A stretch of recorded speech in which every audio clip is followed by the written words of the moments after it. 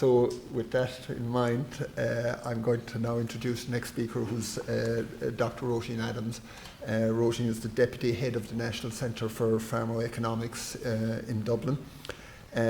She was awarded a PhD for her work on cost effectiveness of biologic agents in inflammatory rheumatological disease. And after that, she came back to Ireland. She had studied in Scotland, and she was appointed Chief 2 Pharmacist in St. James, and so then subsequently joined the NCP, and as I say, is now the Deputy Head of there.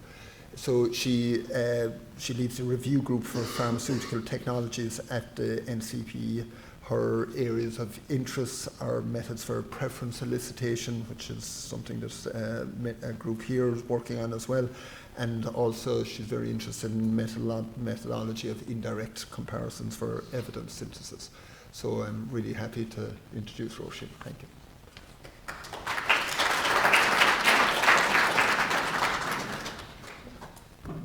Thanks very much, Brendan, and thanks very much for the invite here today. I'm going to present, I was trying to pick which one I was, but I think we're the evaluators. So we assess the cost effectiveness of drugs, basically, for the HSE. The NCP conducts the health technology assessments, I guess, and it's for mainly pharmaceutical products. We occasionally work on some other strategies. For example, we've consulted on some of the screening strategies and vaccines also, but primarily we work on drugs. This is, I guess, what one of our tasks is, to really keep an eye on this one.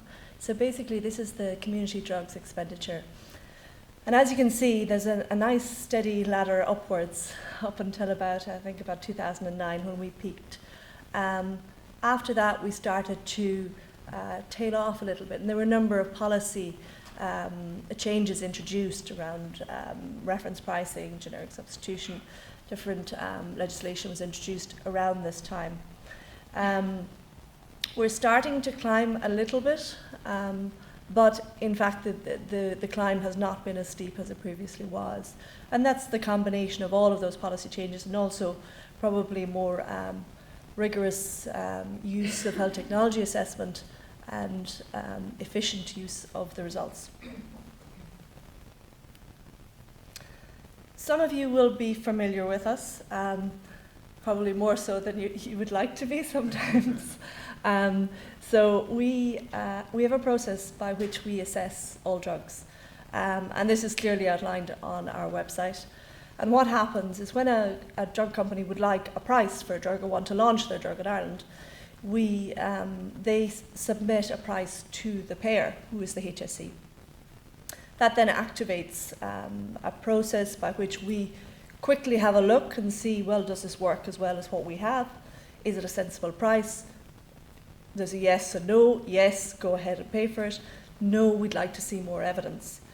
And it's that process of we'd like to see more evidence, which is a more prolonged, I guess, assessment process, where the company will submit a dossier of evidence on the clinical benefits, the costs, the cost effectiveness, and some information about budget impact or what this will actually cost. When that happens, we then assess that. So we are looking at how robust are those estimates. We write a report and we provide that to the HSE, which contains a recommendation around what we believe the cost effectiveness, whether it is cost effective or not cost effective. Then that often does activate, I suppose, a negotiation process in some cases where a price may be reached or not, depending on whether the HSE agree to pay for the medication. This is really what we base our cost effectiveness on, something called the incremental cost effectiveness ratio. I know some of you will be familiar with this already, but it's really a metric on how we're assessing cost effectiveness. So we're saying how much additional benefit does this drug provide, and for what additional cost is it provided at. And there's a lot that goes into this, but that's basically what it comes down to. And it's a figure, and the current figure in Ireland is €45,000 per QALY, which is a quality adjusted life year. And that QALY is our overall measure of benefit, which is translatable across all conditions, if you like.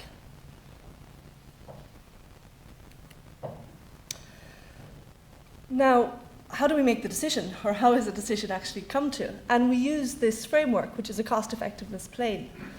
And if we think about this plane, what we have on the y-axis is we have cost, and on the x-axis we have health gain, or benefit, or in the case of most of our analysis, QALYs. Okay? If you look at the red area, it's quite clear. You've got increasing cost, and you've got less benefit. That doesn't make sense to do something like that, so you don't do it. So you're paying more for getting less, essentially. If we think about the bottom right-hand corner, wish we had more drugs here, and more treatments here in general, but you're paying less and getting a lot more. So that would be a very easy decision to make. Of course, you're going to take that. In reality, most of our decisions are actually up in the mixed area. And really, if we think about, there's a pointer here, yeah. If we think about where this threshold falls, it's really falling in a line right through the middle here. So if something falls down in this area, it's likely to be cost effective. If it falls above it, above 45,000 per QALY, it's unlikely to be cost effective. And really it's in this space in the middle, where it's just above or just below, that some of the challenges exist. And how, if we think about how can we change that number, so you can either improve the effectiveness or the efficacy, or you can change the price. So you can either move it down here on cost, or you can move it across here on benefit. Now obviously benefit is quite tricky to change, so often we resort to trying to change the cost. Okay, so how do we do all this? So these are the components, I guess, that go in to create this ICER. So we create a model which is basically a simulation of the disease, and then add the drug into that. So you invariably have a group that will get the drug and a group that don't get the drug, or get an alternative treatment. And for that, we put in the benefits of the drugs, which can be efficacy or effectiveness. We have the costs, and usually it's just the direct costs that we use, because we're considering it from the perspective of the payer, and it's what the payer actually pays out. But you could also consider indirect costs, and some people consider societal costs. So what's the overall cost to society? But because of the way our systems are set up, these are separate budgets, and they come out of societal costs, may come out of a different budget than the healthcare costs. And also we have some measure of quality of life, which is combined with our effect, and this all combines for a quality adjusted life year. So we calculate how many life years this treatment can give you, and what is the quality of those life years. Always there's uncertainty. Okay, we're given a little piece of information, but we don't know the full picture. We probably never know the full picture, or the full, I suppose, dossier of benefit that something can give you. So we always do sensitivity analysis. We explore that uncertainty, and there always will be uncertainty. It's just how much there is, and how much of that can be answered in future with more evidence. I mean, these are the key pieces that I would say, and when we're beginning to look at adherence, these are the components that are affected. So efficacy and probably effectiveness when we're starting to think about adherence, because of course efficacy is described as what we know from the clinical trials in a controlled setting, whereas effectiveness is moving away from that and out into the real life setting. And how does the efficacy change in that real life setting? And then the costs, again, of course, if there's wastage and that can come with adherence, and then quality of life. Okay, so I was trying to think, when I was thinking about adherence, I was trying to think, well, what's the pathway? So what happens is a drug is prescribed by the GP, so nothing happens at that point. We've got no benefit at that point. We've got no cost at that point. The patient then goes to the pharmacy and they get their drugs. And then the patient takes the drugs home. And I guess it's this space that we really know very, very little about. We have no idea what a patient does with those tablets when they get home.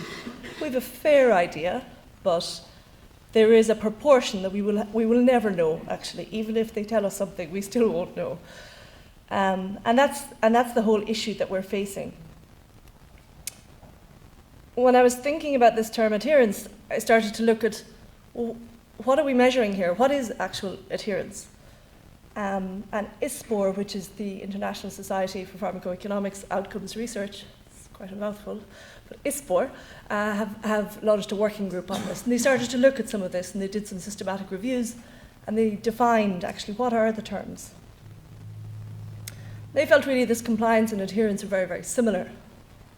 So the extent to which a patient acts in accordance with the prescribed interval and dose of a dosing regimen. Persistence then is a little bit different, so we're talking about the duration of time from initiation of the treatment to discontinuation of therapy.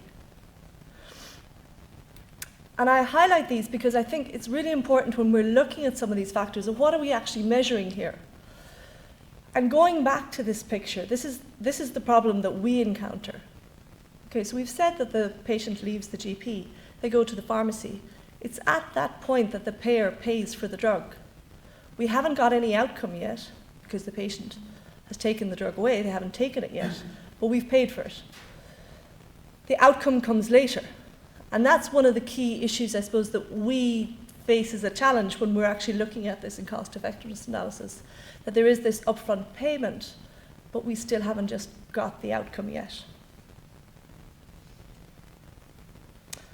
I spoke a little bit about the effect, and these are all the components of how we incorporate the effect into a cost effectiveness model. So again, we have clinical trial data, which might be for a shorter period of time, and earlier on, I suppose, in the drug's life cycle, if you like. We have quality of life, and we have effectiveness. And this effectiveness data often comes from observational, registry data, or some kind of real-life world, real-world data collection. And these are all combined into the effect which we use in the ICER. Often, we only have these two here. We often don't have these at the point of actually doing our cost effectiveness analysis. I started to think about, well, what have we actually looked at in our assessments? And really, it's rarely included. And I don't think it's a criticism as such, that often there just isn't the data available at that point. Because if you remember where we're actually doing the cost effectiveness analysis is right when it gets licensed. So there might be a phase 3 study, but really that's all there is. And that's a very controlled setting. And we know, when patients are on a clinical trial, all their tablets get counted, everything is accounted for. So really we don't have a clear picture of what that patient is going to do outside of that controlled setting. What's most often included, I would say, is these discontinuation rates from trials, okay? Which is a step towards trying to understand more, I suppose, what type of adherence might arise, but there are still problems around that and how we use that. In thinking, I suppose, about some of the challenges with this, what we think about is the trial data and the applicability to the real-life setting. So, as I said, it's very controlled, but also you might have discontinuation rates as a result of adverse events. So it might be just in a specific subgroup. And obviously there's lots of different reasons why people don't take tablets, and it's not just down to adverse events. One of the ways that we have, and I know Professor Kath Bennett has done an awful lot of work in this area about understanding more about adherence, is using reimbursement data or claims data as a proxy, I guess. But it's important to remember that it is just a proxy, and it only is to the point of that pharmacist level. So we still actually don't know. We know maybe that the patient came back or didn't come back to the pharmacy, but we still have no idea what happened to that bag of tablets when they left the pharmacy. So we make an assumption that if they didn't come back on a month, that maybe they didn't take it, but we don't know, actually. or maybe they couldn't afford to get another month's, or there are lots of reasons why they may not have done that. And trying to capture it as well through patient interview, obviously this is would be a really laborious task and very time-consuming and costly to interview every patient who we encounter to see did they take their tablets. It's probably done on an ad hoc basis actually in pharmacies, but it's quite difficult. And then if we think about how we incorporate this information into economic models, these are all assumptions. We don't know, so we are, we are making assumptions on whether that patient took the tablet or not. We are making assumptions based on the clinical trial data. Is that translating into real world data? The model type that we use a number of different models, and what we're basically doing is taking an average patient and simulating that out. And really, is that the correct way to go about it? Taking this average rate, if you like, adherence rate or even persistence rate, and applying that across the board. And then how do we communicate these uncertainties about those assumptions that we're making? And how do we get that message across? Or even how do we improve on the uncertainties? In thinking how we meet some of these challenges, I think we've come some way along in that we've now started to define exactly what we mean by some of these terms of adherence and compliance and persistence. And in order to accurately collect data, as long as you know what you're collecting, because that has been the criticism in a lot of cases, is that there's such heterogeneity around what's collected. One person may be collecting persistence and describing it as adherence, that actually standardizing some of those terms will improve the quality of the data that we collect. Highlighting it, I think, there's a huge focus now on registry data, observational data. Everyone is trying to collect this type of data. And highlighting exactly what we want to capture from an adherence perspective, as well as our outcomes from a benefit and efficacy and effectiveness, but actually making this a key component of those registries. And then really understanding the limitations, but also the benefits of claims data, using claims data to measure, and it's really persistence probably. We can make some assumptions around compliance and adherence, but understanding how we can use that data and what gaps we need to plug around that data. Okay. I often sit and dream about perfect worlds when I look at some of our models, as I suppose anyone does when they're working in this area.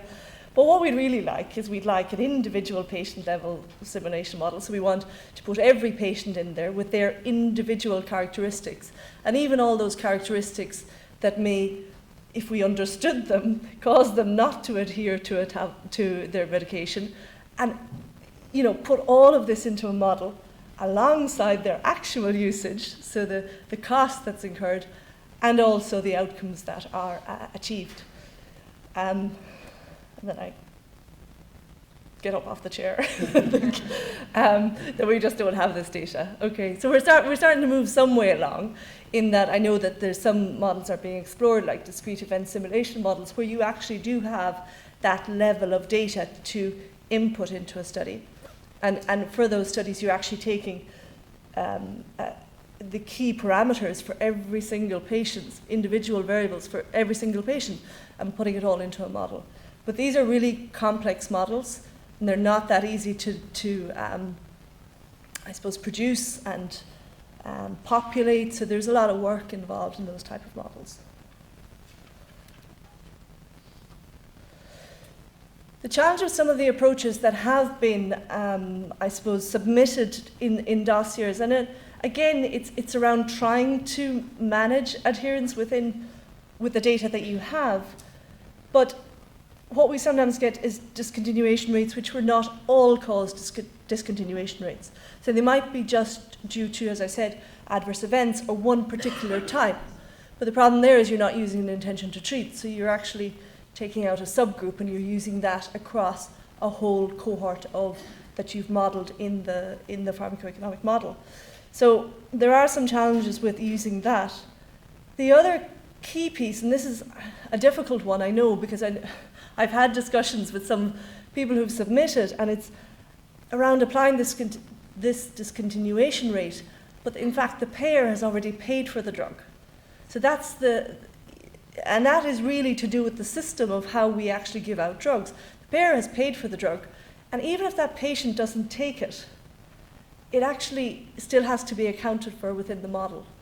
So it's something that we're kind of struggling with, I guess, at how to, but really that's the way the system is set up currently. So I know sometimes people think it's unfair that we adopt that approach, but I think we have to adopt the most conservative approach from a payer's perspective, especially when there's an increased risk, so if we don't know clearly, and there is a financial risk involved.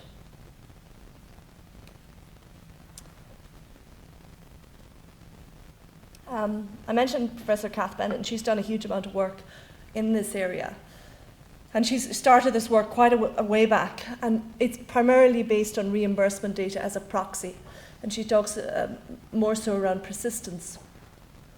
And they looked at adherence in antihypertensive drugs, and it was varying from 30% to 70%, which is quite a variation. They looked at tamoxifen in breast cancer, and you would think, gosh, everyone would take their treatment for breast cancer, but in fact, it was less, and it was dropping by 20%, I think it was, at 6 months, within a year, and then dropping further again as time went on. In particular, in this one, in osteoporosis, they actually incorporated adherence into a pharmacoeconomic model. And what they were finding was non-adherence was actually having the amount of benefit that you were getting from the treatments. So obviously, if you have the amount of benefit, you're going to dramatically decrease your cost effectiveness or increase your ICER. Okay.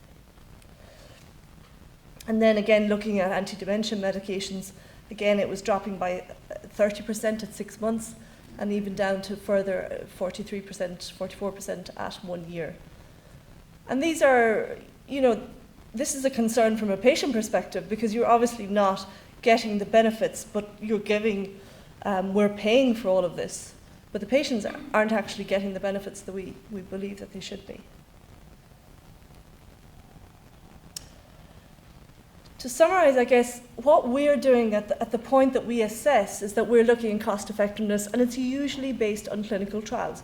So it's quite early on, and we really don't know what's going to happen when that drug moves outside of clinical trials. So the efficacy, I suppose, that we input into that doesn't tend to incorporate this adherence rate as would be captured in real life setting. And that's a problem, and the only way you can get around that is really taking your cost effectiveness at that point, but then adjusting it as we begin to know more about how people take the tablets. But then it's about capture and ensuring the data that you're capturing is demonstrating adherence or non-persistence or whatever it is showing. We have to think about how we incorporate this data into pharmacoeconomic models. So what type of models? This idea of discrete event simulation models, or is there another more appropriate way, even something a little bit easier than discrete event simulation models, which requires so much data and so much complexity around technical complexity? And I know it sounds obvious, but obviously a drug cannot be cost effective if a patient doesn't take it. So it goes out the window. Equally can't be effective if a patient doesn't take it. And it's always, I suppose, important to remember that. And sometimes I think when we're looking at it within models, we have to remember sometimes that the payer does pay for that drug, but they just may not get that benefit. And that's a costly thing to pay for. That's all I have. So it's quicker.